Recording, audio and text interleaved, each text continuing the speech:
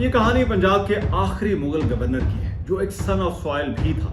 पंजाब के सबसे मुश्किल दौर में उसने अपने लिए इक़्तिदार का रास्ता बनाया। उस पर इल्जाम लगा कि उसने ही बैरूनी हमलावरों को पंजाब की राह दिखाई और फिर सिखों के राज का रास्ता बनाया। लेकिन सदियों बाद ये लोकल पंजाब का कैसे हुक्मरान बना? पंजाब की तारीख के इस कंट्रोवर्शियल कैरेक्टर ने कैसे इस इलाके की तारीख बदल दी, जानिए इस वीडियो में।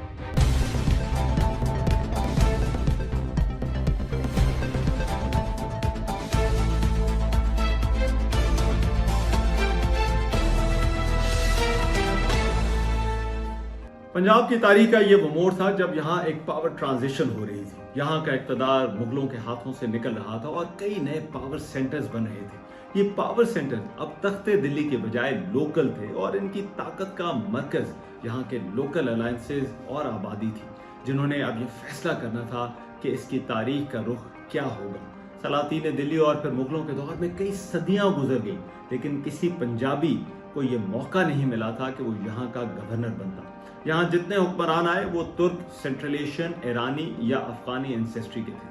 आदीना बेग खान यहाँ का पहला बाइख्तियार हुक्मरान था जिसका ताल्लुक पंजाब से था। उसके इक़्तिदार का दौर वो दौर था जब मुगलों, सिखों, अफगानों, रोहिला, मराठों और ईरानियों की नजरें पंजाब पर थी और ये उनका एक बैटल ग्राउंड बना हुआ था। ये आदीना बेग का ही कमाल था कि उसने इन तमाम पावर प्लेयर्स के होते हुए इस इक़्तिदार तक पहुंचने का रास्ता तलाश किया। आदीना बेग का नाम दीना आराई था और वो 1710 में एक पंजाबी मुस्लिम फैमिली में पैदा हुआ था। आदीना बेग सुनने में नाम तुर्क या अफगान लगता है, लेकिन असल में बेग उसका टाइटल था। ये उस जमाने की बात है जब नाम के साथ तुर्क सरनेम एलीट होने की अलामत होता था और दीना आराई का ये नाम उसके करियर के साथ तरक्की की मंजिलें तय करता कहीं ना कहीं दीना बेग और फिर आदीना बेग खान हो गया। आदीना बेग का खानदान शरकपुर से था, जो शेखुपुरा के करीब है, और उसका वालिद चुन्नू आराई एक जिम्मेदार या किसान था। ये फैमिली को बहुत वेल ऑफ नहीं थी।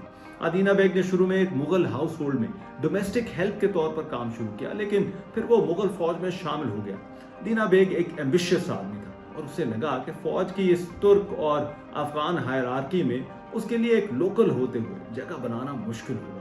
उसने फौज छोड़ दी और अपने कॉन्टेक्ट्स को इस्तेमाल करके वो कंगखुर्द गांव का पटवारी बन गया, जो जलंधर दोआब में सुल्तानपुर के नजदीक था।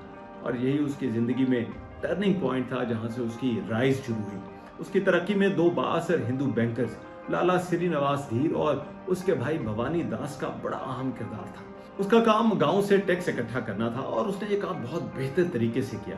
उसे टैक्स कलेक्शन के लिए मजीद गांव मिलना शुरू हो गए, जहां से वो टैक्स इकट्ठा करके सुल्तानपुर में जमा करवाता था। अपने इलाके की बेहतर फाइनेंशियल मैनेजमेंट की वजह से वो जल्द ही लाहौर में मुगल एडमिनिस्ट्रेशन की नजरों में आ गया। 1739 में पंजाब के गवर्नर ज़करिया खान बहादुर ने उसकी सलाहियतों से मुतासिर होकर उसे सुल्तानपुर का फौजदार बना दिया। फौजदार उस जमाने में एक तरह से लोकल रूलर होता था। उसने श्री नवाज को अपना नायब मुकर्रर कर दिया। ये वो वक्त था जब नादिर शाह ने भी 1739 में दिल्ली पर हमला किया और सुल्तानपुर भी लाहौर से दिल्ली के रास्ते में था। इस हमले के दौरान दीना आराई ने यहाँ लॉ एंड ऑर्डर को बरकरार रखने और कैदियों को छुड़वाने में अहम किरदार अदा किया, जिससे उसकी रेपुटेशन और मजबूत हो गई। ज़करिया खान को जब इस बात का पता चला तो उसने आदीना बेग को दोआबा का नाजिम बना दिया, जो कि मुगल सेटअप के अंदर एक बहुत बड़ा ओहदा था। नादिर शाह के वापस जाने के बाद अब मुगल हुकूमत को सबसे बड़ा खतरा सिखों की बढ़ती हुई ताकत से था। सिख जत्थों के हमले तेज होते जा रहे थे और उनकी ताकत का मरकज भी यही दोआबा का इलाका था। ज़करिया खान ने आदीना बेग पर दबाव बढ़ाना शुरू किया कि वो इन सिखों के खिलाफ एक्शन ले, लेकिन आदीना बेग उनके खिलाफ एक्शन लेने के हवाले से कोई बहुत कीन नहीं था। उसे मालूम था कि मुगल सल्तनत का डिक्लाइन शुरू हो चुका है और Sikh power on the rise है, इसलिए उसने डिप्लोमेटिकली एक तरफ तो अपने इलाकों में सिखों के खिलाफ एक्शन का तासुर दिया, लेकिन साथ ही उसने इन्हें अपनी फौज में भी शामिल किया और कई सिखों को पंजाब में जागीरें भी दी। इसी दौरान आदीना बेग के लाहौर के गवर्नर से हालात बिगड़ना शुरू हो गए। गवर्नर ज़करिया खान और मुगल एडमिनिस्ट्रेशन को नादिर शाह की लूट मार के बाद पैसों की सख्त जरूरत थी। उस वक्त ऑर्डर हुआ कि तमाम इलाकों के नाजिम और फौजदार अपने अपने बकायाजात जमा करवाएं। आदीना बेग ने भी पैसे देने थे। वो लाहौर पहुंचा और उसने दीवान लखपत राय से मुलाकात की कि मामलात का हल निकाला जाए। राजमोहन गांधी का कहना है कि ये कोशिश कामयाब ना हुई और आदीना बेग को गिरफ्तार करके ओहदे से हटा दिया गया और उसकी जगह ज़करिया खान ने अपने बेटे शाहनवाज खान को जलंधर दोआब का फौजदार बना दिया। आदीना बेग 1 साल कैद में रहा। इस दौरान उस पर टॉर्चर भी हुआ। हरिराम गुप्ता का कहना है कि आदीना बेग को उस वक्त दीवान लखपत राय ने भवानी दास की सिफारिश पर रिहाई दी और रिहा होने के बाद एक वार्निंग के साथ जकरिया खान ने उसे खिलत अता की और अपने बेटे शाहनवाज खान के अंडर जालंधर दोआब का डिप्टी गवर्नर बना दिया। जुलाई 1745 में जकरिया खान की वफात के बाद जब उसके बेटों शाहनवाज खान और याह्या खान के दरमियान उसके ओहदे के लिए खींचातानी शुरू हुई तो आदीना बेग ने एक श्रूड पॉलिटिशियन की तरह दोनों को सपोर्ट करना शुरू कर दिया। 17 मार्च 1747 को शाहनवाज खान इस लड़ाई में कामयाब रहा और आदीना बेग ने शाहनवाज खान का भी साथ दिया था। उसने लाहौर का गवर्नर बनते ही आदीना बेग को जालंधर दोआब के सिविल और मिलिट्री अफेयर्स का इंचार्ज बना दिया।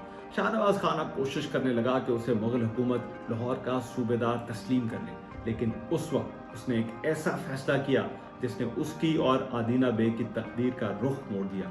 शाहनवाज खान ने अहमद शाह दुरानी को लाहौर पर हमले की दावत दे डाली और एक खत लिख दिया। कहते हैं उसे ये एडवाइस देने वाला आदीना बेग ही था, लेकिन दूसरी तरफ आदीना बेग ने साथ ही तख्ते दिल्ली को भी नोटिफाई कर दिया कि शाहनवाज खान ने क्या किया है। अहमद शाह दुरानी नादिर शाह के साथ यहाँ आ चुका था और वो तो जैसे इस मौके के इंतजार में था। शाहनवाज खान का खत मिला और उसने पहली मरतबा दिसंबर 1747 में फौजें लेकर लाहौर का रुख कर लिया। इंटरेस्टिंगली इसी दौरान शाहनवाज खान के हालात तख्ते दिल्ली से ठीक हो गए, लेकिन तब तक अहमद शाह दुरानी भी लाहौर पहुंच चुका था। शाहनवाज खान ने तख्ते दिल्ली से मदद की दरख्वास्त की, लेकिन कोई इमदाद न आई। अहमद शाह दुरानी की फौज जब लाहौर पहुंची तो उसकी शाहनवाज खान की फौज से 11 जनवरी 1748 को शालामार बाग के करीब लड़ाई हुई। हरिराम गुप्ता का कहना है कि इस लड़ाई में आदीना बेग भी लड़ा और उसने बड़ी बहादुरी का मुजाहरा किया। अफगान फोर्सेस ने लड़ाई के दिन वापस जाते लाहौर के सिपाहियों पर एक बड़ा जोरदार हमला किया था। हरिराम गुप्ता का कहना है कि इस हमले में आदीना बेग के अलावा कोई और न खड़ा हुआ, लेकिन इस सब के बावजूद शाहनवाज खान को शिकस्त हो गई। लाहौर पहुंचने के बाद अहमद शाह दुरानी का अगला टारगेट दिल्ली था, लेकिन उस वक्त सरहिंद के पास मुगल वजीर कमरुद्दीन और उसके बेटे मीर मन्नू ने अहमद शाह दुरानी की फोर्सेस को 11 मार्च 1748 को शिकस्त दे दी, लेकिन इस लड़ाई में वजीर कमरुद्दीन मारा गया। आदीना बेग भी इस जंग में शामिल था और जख्मी भी हुआ। इस शिकस्त के बाद अहमद शाह दुरानी ने वापस जाने का फैसला कर लिया और मोइनुल मुल्क या मीर मन्नू अब लाहौर और मुल्तान का गवर्नर बन गया। आदीना बेग की किस्मत का सितारा फिर से चमक गया। इस लड़ाई के बाद मीर मन्नू ने आदीना बेग को फिर से जालंधर दोआब का फौजदार मुकर्रर कर दिया।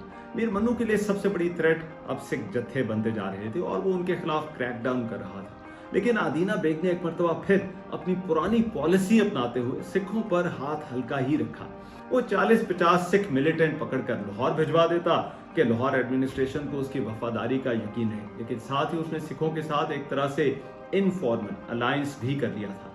इसी दौरान 3 नवंबर 1753 को मीर मन्नू का इंतकाल हो गया, जिसके बाद अहमद शाह दुरानी ने मीर मन्नू के 2 साल के बेटे को पंजाब का गवर्नर बना दिया, लेकिन इक़्तिदार असल में उसकी बेवा मुगलानी बेगम के हाथ आ गया, जो अपने एक नायब ख्वाजा अब्दुल्ला के जरिए मामलात चलाने लगी। ये वो वक्त था जब आदीना बेग को एहसास हुआ कि पंजाब का इक़्तिदार ना तो अफगानों और ना ही मुगलों के पास होना चाहिए, बल्कि इसका हकदार वो खुद था।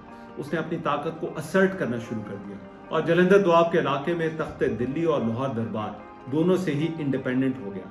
हालात ने फिर आदीना बेग को एक और अपॉर्चुनिटी दे दी जिसका वो इंतजार कर रहा था। उस वक्त रोहिला अफगानों ने तख्ते दिल्ली के खिलाफ सर उठाना शुरू कर दिया।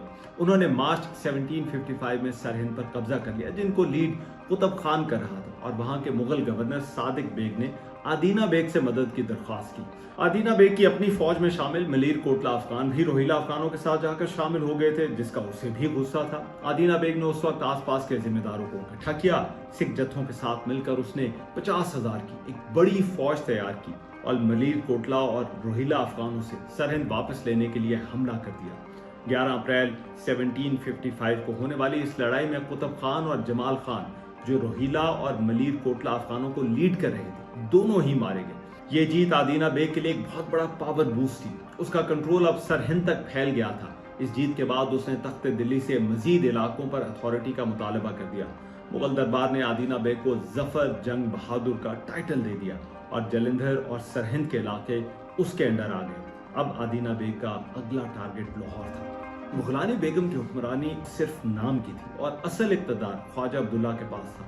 मुगलानी बेगम ने मुगल वजीर इमाद उल मुल्क से दरख्वास्त की कि वो उसकी मदद करे। मुगलानी बेगम की एक बेटी उम्दा बेगम की शादी मुगल वजीर इमादुल मुल्क से तय हुई थी। इमादुल मुल्क ने लाहौर आने का फैसला कर लिया कि वो मुगलानी बेगम की मदद भी कर सके और शादी भी हो जाए।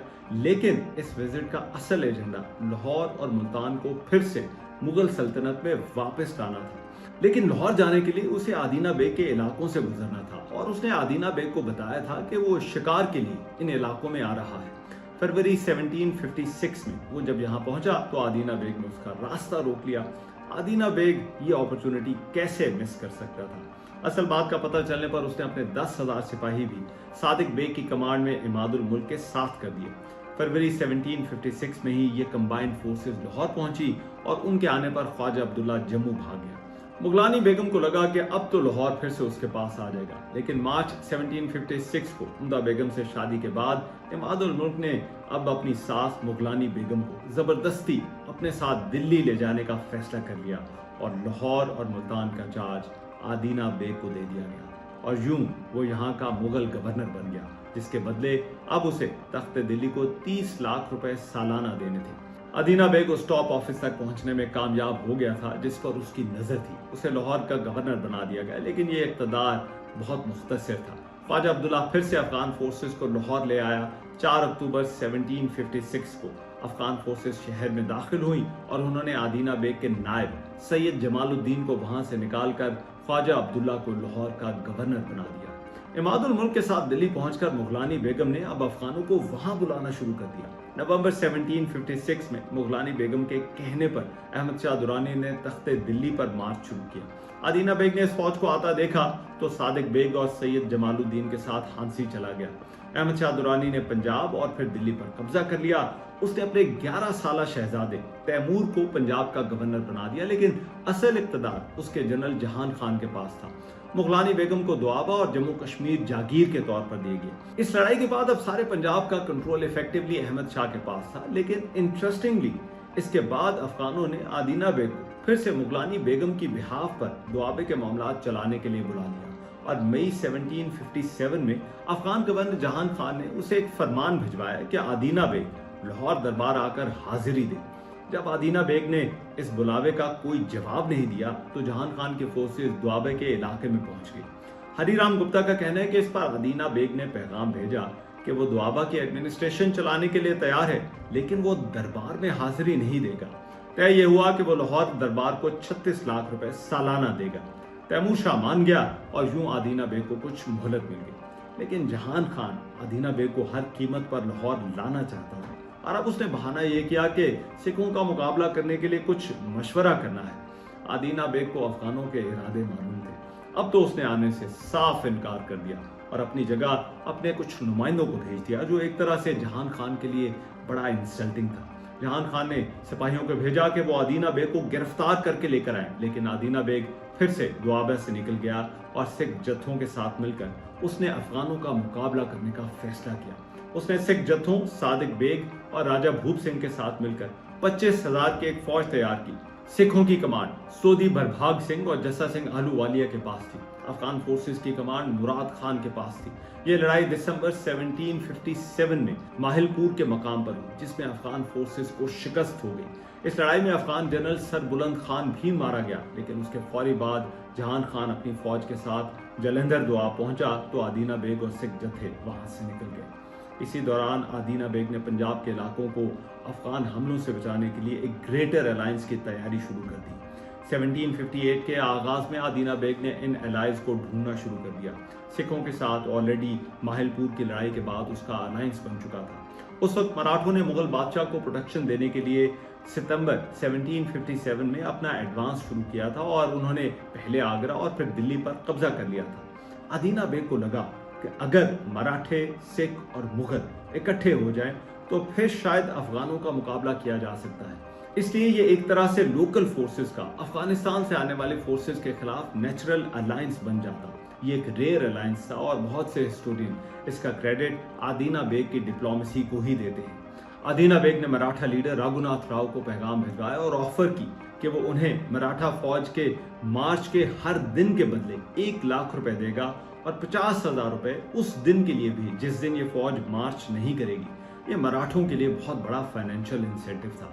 आदीना बेग ने सिखों को भी राजी कर लिया कि वो मराठों के इस टेक ओवर में मदद करेंगे। फरवरी 1758 में रघुनाथ राव अपनी फौज के साथ पंजाब में दाखिल हो गए। ये बहुत बड़ी फौज थी जिसकी तादाद 2 लाख बताई जाती है।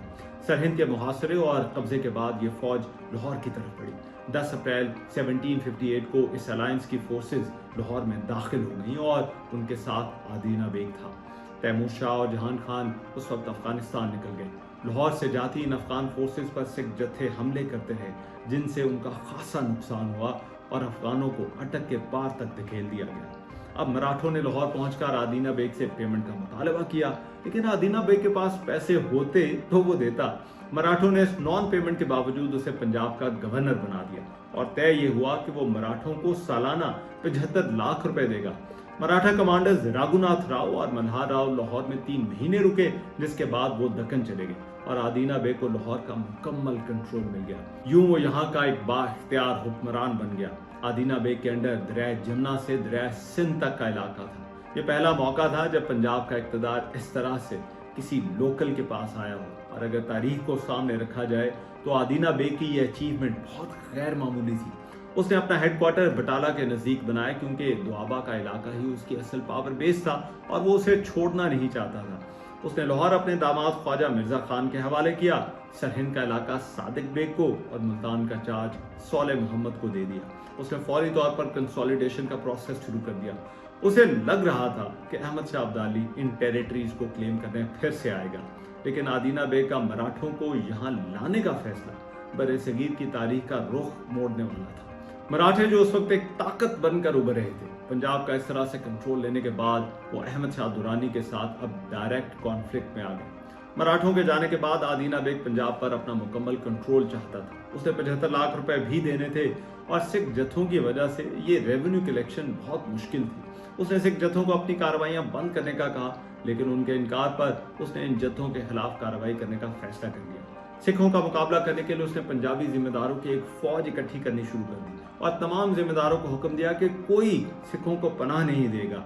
इन ऑर्डर्स और कार्रवाइयों के नतीजे में सिख जत्थों की एक्टिविटीज कुछ कम हो गई, लेकिन सिखों की किस्मत अच्छी निकली। आदीना बेग को पंजाब का हुक्मरान बने अभी सिर्फ 5 माह हुए थे कि वो एक कॉलिक अटैक की वजह से बीमार हुआ और कुछ दिन बीमार रहने के बाद बटाला में 10 सितंबर या 15 सितंबर 1758 को उसका इंतकाल हो गया। उसे होशियारपुर के नज़दीक खानपुर में दफन किया गया। इंतकाल के वक्त उसकी उम्र सिर्फ 48 साल थी। यूं उस दौर के पंजाब में सबसे पावरफुल प्लेयर का एक यंग एज में इंतकाल हो गया। आदीना बेग की कोई औलाद नहीं थी। मराठों ने उसकी वफात के बाद साबाजी शिंदे को लाहौर का गवर्नर मुकर्रर किया। दूसरी तरफ आदीना बेग का अहमद शाह दुरानी के दोबारा आने के हवाले से अंदाजा भी बिल्कुल ठीक निकला। अहमद शाह दुरानी ने एक बार फिर हिंदुस्तान आने का फैसला किया और इस मर्तबा उसका टारगेट सिर्फ मराठे थे। पानीपत की तीसरी लड़ाई में अहमद शाह अब्दाली ने मराठों को वो शिकस्त दी जिसके बाद उनका यहाँ से पैकअप हो गया।